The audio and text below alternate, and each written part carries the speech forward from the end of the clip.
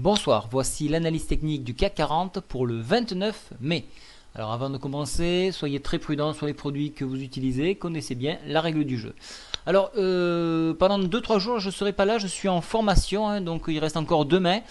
Concernant les abonnements, je les ai crédités, donc vous ne serez pas pénalisés. Ça fait que vous allez pouvoir bénéficier toujours de mes idées. Voilà, donc après-demain je reviendrai, je vous donnerai quelques trades et puis après je partirai en vacances et à ce moment-là je vous créditerai donc de ma période de vacances.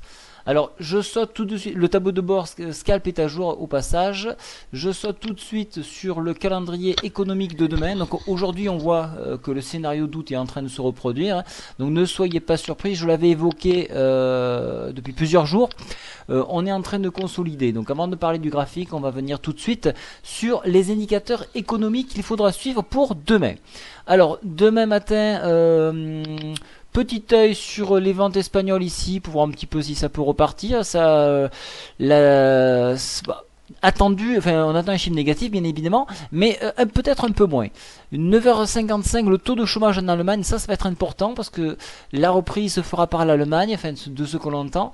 Donc on va le suivre bien sûr avec fort intérêt. Et puis bien entendu, il faudra suivre le Redbook à 14h55, ça c'est un indice important.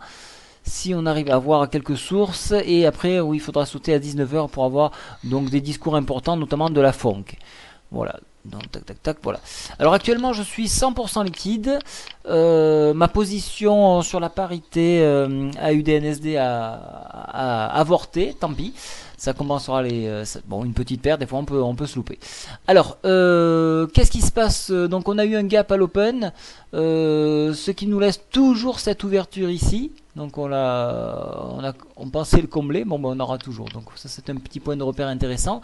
On voit ici qu'on a un sommet en pince qui est en train de se former sur, alors là je vais essayer de prendre un petit curseur, voilà. Voilà, celui-ci ça sera plus simple, sur 4050 points, il y a un sommet en pince qui semble difficile de franchir. Vous voyez qu'en séance, nous sommes venus chercher la résistance à 4000, pardon, et oui ça va vite, 4065, et le haut de la Bollinger ici sur 4073, un point short intéressant à exploiter, qui nous a permis de revenir sur un point un petit peu plus bas ici. En after, on est descendu chercher la médiane supérieure ici à 4041 points, donc ça c'est intéressant pour ceux qui souhaitaient faire ce petit trade à la baisse.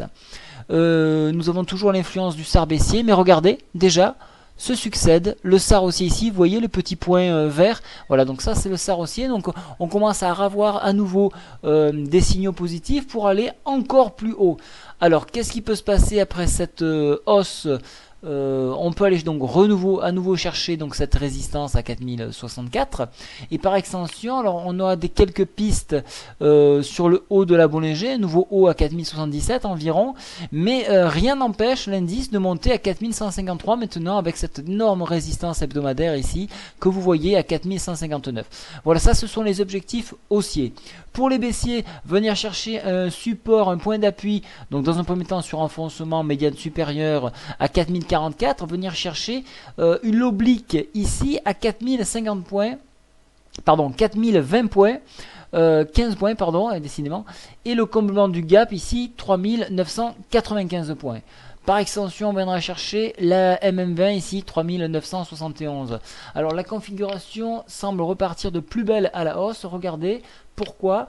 La MACD, elle, après cette brève incursion en territoire rouge, semble dégraisser et vouloir redonner des signes d'élan. Donc on a toujours un signal négatif, mais attention, il semblerait que déjà la baisse soit finie pour repartir de la hausse. Au niveau du stochastique, voilà, on a effectué notre baisse. Alors on est en territoire neutre, toujours sur une tendance un petit peu négative, mais vous voyez que déjà on veut repartir de la hausse.